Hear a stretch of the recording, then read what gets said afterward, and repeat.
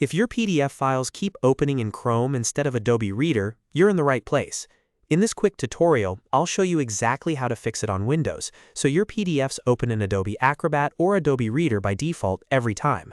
This is a simple change, but it can save you a lot of frustration if Chrome keeps taking over your PDF files. If this video helps, please hit the like button and subscribe for more easy tech tutorials. Let's jump right in. First, open Windows Settings by pressing Windows plus I on your keyboard. That shortcut takes you straight into the Settings app, where you can change default apps on your computer. Once Settings opens, click on Apps. Inside the Apps menu, look for Default Apps and click that. This is where Windows lets you choose which program opens each type of file. Next, scroll all the way down. At the bottom of the page, click Choose Default Apps by File Type. Windows may take 2 or 3 minutes to load this section, so be patient while it prepares the file type list.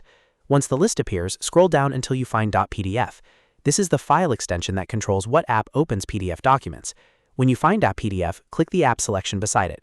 You may see Chrome or another browser currently selected. Click it and then choose Adobe Acrobat or Adobe Reader from the list. If Adobe Acrobat does not appear right away, keep an eye out for Adobe Reader or Acrobat Reader, depending on what is installed on your computer. Once you select Adobe Acrobat, Windows will save it automatically as the default app for PDF files.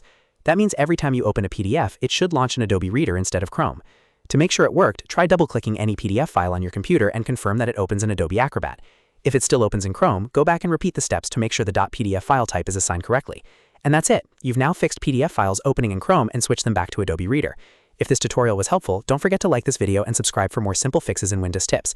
Thanks for watching, and I'll see you in the next one.